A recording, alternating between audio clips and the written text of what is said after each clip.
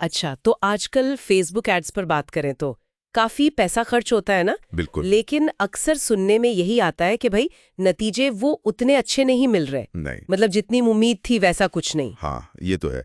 ये एक बहुत ही आम प्रॉब्लम बन गई है आजकल। कई लोग तो बस वो पोस्ट बूस्ट वाला बटन दबा देते हैं या प्रमोट कर दिया और सोचते हैं बस हो गया काम। बिल्कुल बिल्कुल। और इसीलिए आज हम जरा थोड़ा गहराई में जाकर बात करेंगे उन स्ट्रैटेजीज पर जिनसे जो प्रोफेशनल मार्केटर्स हैं वो अपने एड स्पेंड पर मतलब विज्ञापन खर्च पर बढ़िया रिटर्न ला रहे हैं। कभी कभी तो सुना है 10 गुना तक भी। सही सही पकड़ा आपने। असली खेल जो है ना वो बूस्ट पोस्ट से काफी आगे है। सबसे पहले तो ये समझना पड़ेगा कि ये एड फनल क्या होता है। मतलब फनल थिंकिंग जिसे कहते हैं। ये सिर्फ वेबसाइट पर ट्रैफिक लाने का नाम नहीं है। अच्छा। मतलब सिर्फ लाइक्स आ गए या कुछ व्यूज मिल गए वो काफी नहीं है। हाँ। अरे बिल्कुल नहीं। फनल का सीधा मतलब है कि जो कस्टमर है उसकी पूरी जर्नी को समझना। मतलब पहली बार जब उसने ऐड देखा वहां से लेकर आखिर में जब वो कुछ खरीदता है, ऐड टू कार्ट करता है, वहां तक हमें हर स्टेज के लिए अलग तरह का ऐड दिखाना होता है। असली गोल तो है लोगों को ऐड टू कार्ट करवाना या फिर असल में कुछ खरीदवाना। तो ये जो फनल वाला अप्रोच है ये आजकल इतना जरूरी क्यों हो गया है? मतलब क्या पहले इतना इम्पोर्टेंट नहीं था ये? देखिए, बात यह है कि फेसबुक का जो एल्गोरिदम है वो लगातार बदल रहा है, तेजी से बदल रहा है। और ऊपर से वो जो एप्पल वाला iOS अपडेट आया था, प्राइवेसी वाले बदलाव, उसके बाद से नए कस्टमर ढूंढना सच कहूं तो पहले से ज्यादा मुश्किल हो गया और महंगा भी। तो वो जो पुरानी सीधी सादी स्ट्रेटजीज थी ना, वो अब उतना काम नहीं कर रही हैं। ओह, अच्छा। तो मतलब अब ज्यादा स्मार्ट तरीके चाहिए होंगे।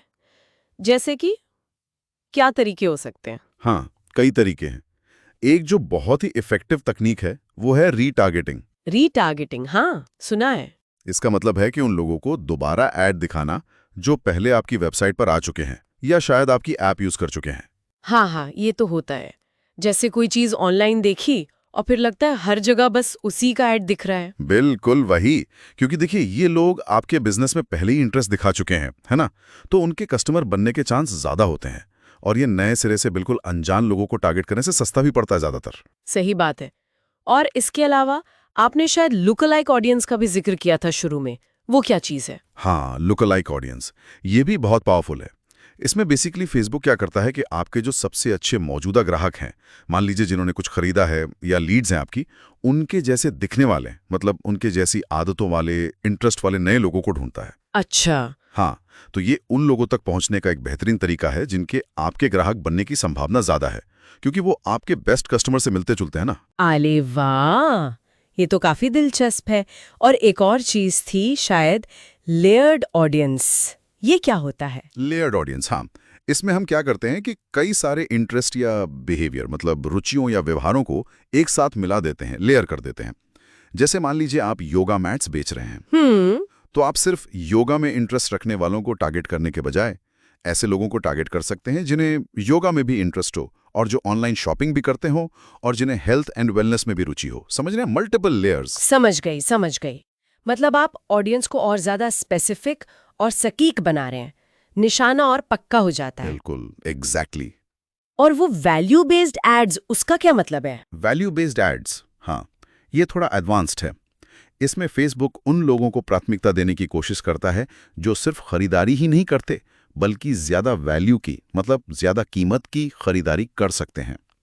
फेसबुक आपके पिछले सेल्स डेटा का इस्तेमाल करके ऐसे हाई वैल्यू कस्टमर्स को ढूंढने की कोशिश करता है। ओके, मतलब जो ज्यादा फायदेमंद ग्राहक साबित हो सकते हैं। हाँ, जो ज्यादा लाइफ टाइम वैल्यू दे सकते हैं। और इन सब टेक्निक्स के साथ ये जो क्रिएटिव टेस्टिंग की बात होती है, मतलब एड कैसा दिखेगा, क्या लिखा होगा, इसका क्या रोल है? अरे बहुत बड़ा रोल है, बहुत ही ज्यादा।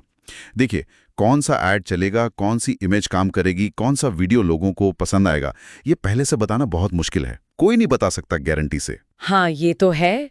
इसलिए अलग अलग इमेज, वीडियो, अलग हेडलाइन, टेक्स्ट, इन सब के साथ छोटे छोटे एक्सपेरिमेंट्स करना, जिसको A/B टेस्टिंग भी कहते हैं, वो बहुत जरूरी है। इसी से पता चलता है कि आपके ऑडियंस को असल में क्या पसंद आ रहा है, क्या नहीं। और हाँ, एक और बात, बजट को एकदम से नहीं बढ़ाना चाहिए, धीरे धीरे स्केल करना होता है ताकि परफॉर्मेंस स्टेबल रहे। तो मतलब कुल मिलाकर देखें तो फेसबुक एडवर्टाइजिंग की दुनिया पहले जैसी नहीं रही, काफी बदल गई है। जो पुरानी रणनीतियां थीं वो शायद अब उतना असरदार ना हो, खासकर ये एल्गोरिदम और प्राइवेसी वाले बदलावों के बाद। बिल्कुल सही कहा आपने। इसीलिए अब ये retargeting, look-alike audience, layered audience, फिर वैल्यू बेस्ड एड्स और सबसे जरूरी लगातार क्रिएटिव टेस्टिंग, इन जैसी एडवांस टेक्निक्स को समझना और अपनाना अब सफलता के लिए बहुत जरूरी हो गया है। और हाँ, बजट को समझदारी से स्केल करना भी उतना ही इंपॉर्टेंट है। बिल्कुल। और ये तकनीकें सिर्फ पैसा बचाने या जैसे आपने कहा ROAS बढ़ाने तक ही सीमित नहीं है, ये असल में सही ग्राहकों तक पहुंचने में मदद करती हैं और कन्वर्जन रेट्स बढ़ाने में भी। निश्चित रूप से ये लॉन्ग टर्म ग्रोथ के लिए जरूरी है। और जाते जाते ना एक सवाल छोड़ जाता हूं सोचने के लिए सबके लिए, कि आगे भविष्य में ये जो पर्सनलाइजेशन है, मतलब हर किसी को उसकी पसंद के हिसाब से ऐड दिखाना, और आर्टिफिशियल इंटेलिजेंस यानी AI, ये फेसबुक ऐड की रणनीतियों को किस तरह और कितना ज्यादा बदलेंगे। मुझे लगता है इस पर सोचना हमें आने वाले कल के लिए और बेहतर तैयार कर सकता है।